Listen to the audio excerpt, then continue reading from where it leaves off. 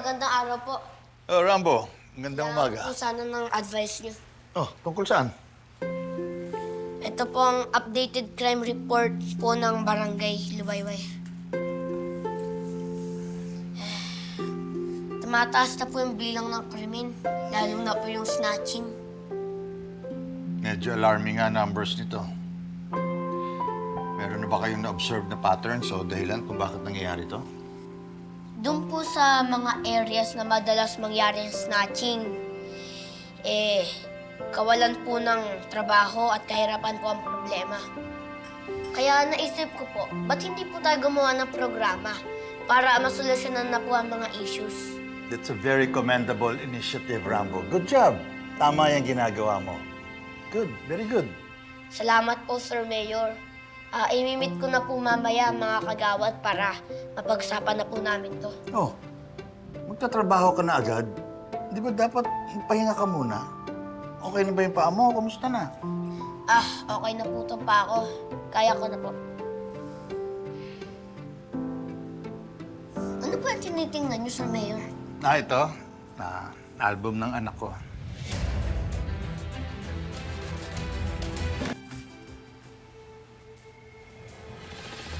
Lo!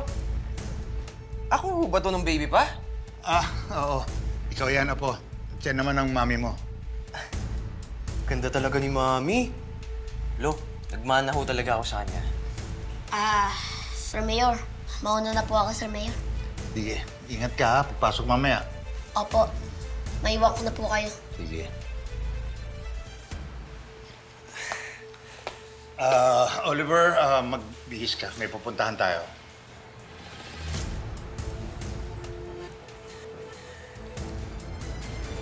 Kailan naman nagkaayos sila, tsaka naman nagkaganyan si Sir Albert. Chance na to ni Joril para makapag-band sila ulit eh. Si tatay yun Zari, sandali lang tawagan kita ulit para nakita ko si tatay. Sige, pagaling ka Tay! Oh, anak rin. Tay, ano pong ginagawa niyo dito? Hindi, wala. May inutos sa akin si Sir Albert. Malapit lang dito yung opisina. Kaya doon ko dadalhin yung papeles. Tapos na ba school mo? Hanggang 3 p.m. pa po. Pero may kukunin po akong book report na pinagawa ko. Tay, speaking of Sir Albert po pala, kamusta na po siya? Okay naman siya. Bakit mo natanong? Nabanggit po kasi ni Joril na ang weird daw po ng daddy niya. Parang malalim yung iniisip. Minsan, tulala. Nag-aalala lang po siya. Talaga hong naging curious kayo kay Rambo, simula nung nangyari sa inyo doon sa guba. Siguro ang daming nakwento nun sa inyo. Sobrang dami. Kaya mas lalo ko siyang gusto makilala.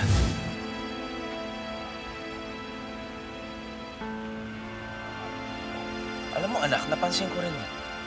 Kanina lang Talaga po, Tay? Oo, kanina nag-uusap kami tungkol kay Rambo. Tapos ang dami pa nga niyang tanong tungkol sa kuya mo, pero parang lutang siya. Parang may bumabagabag sa kanya. Ano po kaya nangyari kay Sir Albert?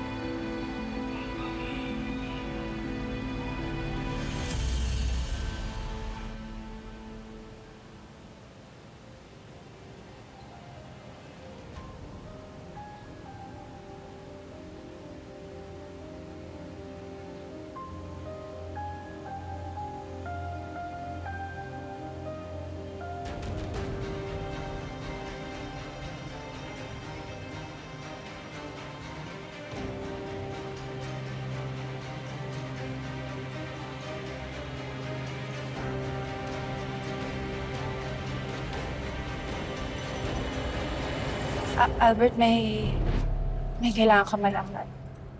Ano yun? Oo, ako nag-impake ng lahat ng ngayon.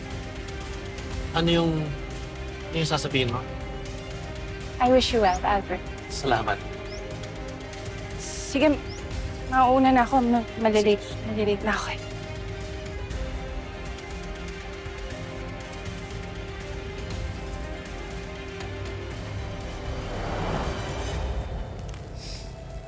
Kaya gagawa ko ng paraan para malaman ang totoo. I promise you, aalamin ko ang katotohanan. Tito Albert? Ano pong katotohanan ng gusto niyong malaman?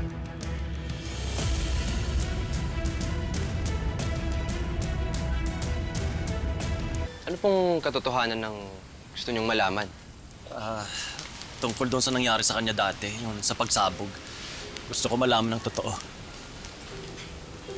Alam mo, Albert, hanggang ngayon, nahihiwagaan pa rin ako kung anong koneksyon mo o naging relasyon mo sa anak ko nung nabubuhay pa siya. Nasabi ko po sa inyo dati, naging matalik na kaibigan ko si Marian. I treasured that friendship. Kung totoo yan sinasabi mo, at kung naging mahalaga siya sa'yo, sige, alamin mo kung sinong pumatay sa kanya. But you should know, may kinalaman ng nanay mo dito.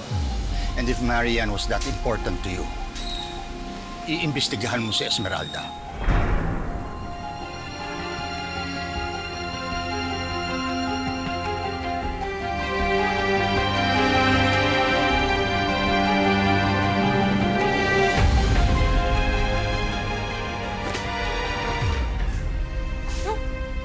Ang dami man yan, kuya. Tinitingnan ko pa lang, sumasakit na ulo ko.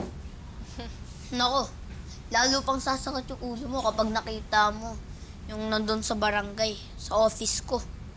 Patong-patong eh. Parang tatlong ako. Paano ka pa magkakaroon ng time para hanapin yung mga magulang mo? Sobrang busy mo pala. Sinisingit ko din. Nagre-research ako sa mga old documents. Tsaka nagtatanong-tanong din ako. Pero, anak, huwag ka mawala ng pag-asa. Makikita mo din sila. Uy, si nanay, nakamove on na. Siyempre, hindi pa din. Pero kasi, para sa kuya mo yun. Kailangan niya yun. Uy, kuya. Ano kayong itsura ng mga magulang mo, no? Na-imagine mo ba sila?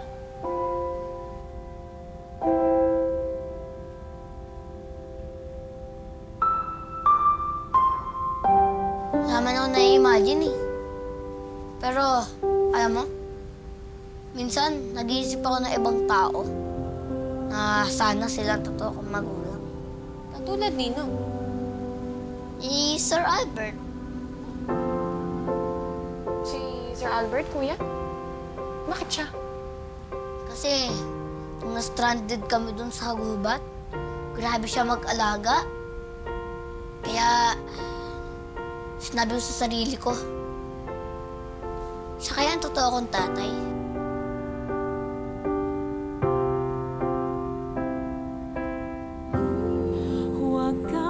Pero malabo yun.